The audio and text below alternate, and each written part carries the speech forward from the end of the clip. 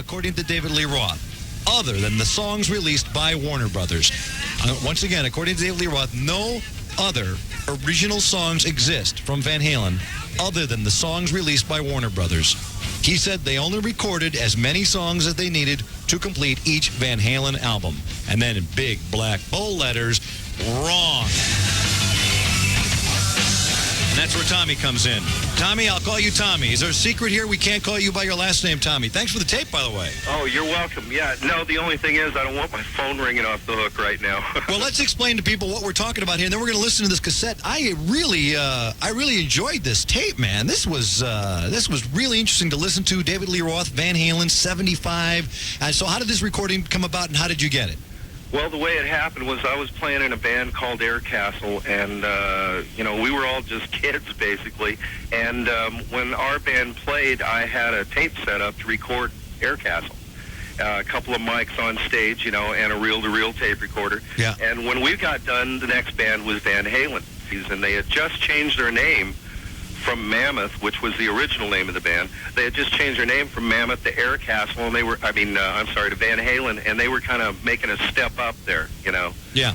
So this was one of the first real gigs that they ever had, and it wasn't a matter that we were opening for them. Air Castle was very popular, too. Yeah, that's what I'm saying. They weren't so popular that people, because, I listened to this cassette, Tommy, there's not many people there. No, as a matter of fact, the place probably could have held 1,500 people. There's probably about 300 people there. And by the time Van Halen played, which was about 11:30 or midnight or something like that, it was probably only about 50 people there. Let's see where it is here. Hold on. This is David talking, obviously. He copied the version after he wrote it for Jeff Beck. He made a lot more money than Beck did, but I don't know, maybe this version has a little more grunt to it, a little more oomph. It was on the radio for quite a while, but they never, for a while they put this version on the radio, but I think it bombed, man. Well, that's kind of typical for hard rock on AM radio. Something called Superstition. Doing Superstition. Yeah. Wow.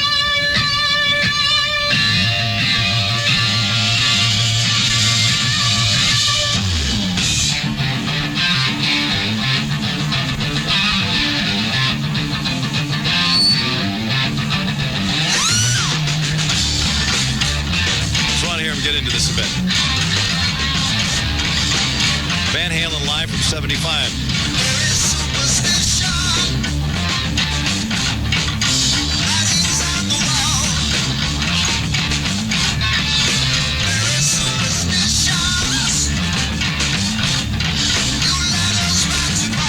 Okay, so now we know there's a real recording, and David Lee Roth saying, hey, there's no other original recordings. Now, you record this that night, you go home, and by the way, we'll hear some more of this. I like the fact that the audience is kind of like, David Lee Roth is talking a lot between the songs. He had to. And recording. Okay, so now, you record it, 75. Yeah. You leave the stage, there at the International Casino in Duarte, California, you walk off, didn't think anything of it, boom, you got the tape. You forget about the tape until 20 years later. How do you discover the tape? Well, actually, that night after we were all done, we went over to the guy who produced the show. We went over to his house, and we were all listening to the tape.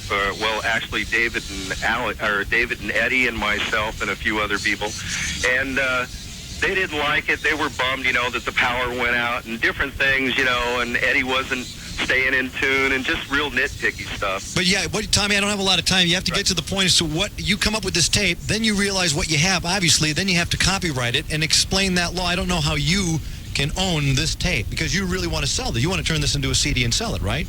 I have plans to do something with it. I mean, it's worth millions of dollars on the market. There's no doubt about it. This is not, well, let's be clear, this is not a bootleg, is it? No, But why don't you explain why it isn't a bootleg tape of Van Halen? Because there's a lot of those around, I'm sure. Right. Well, it's not a bootleg tape, first of all, because I'm the person that recorded it and was requested to record it. And after it was over, they didn't want the tape. And it kind of just got shoved aside after that night. And 20 years later, I'm sitting here and transferring some old tapes, reel-to-reel, to digital tape. So I pulled this thing out, and it says Air Castle 75, and I put it on, and it wasn't Air Castle I heard. It was Van Halen. There Here's Eddie in a solo in Superstition.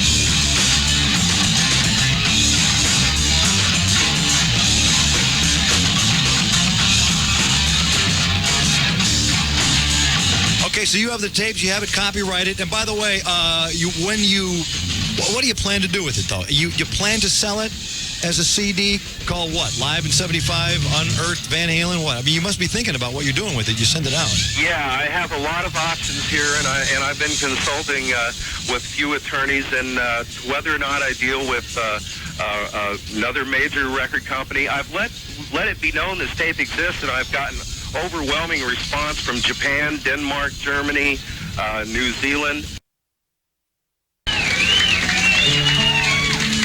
Alex Van Halen on drums.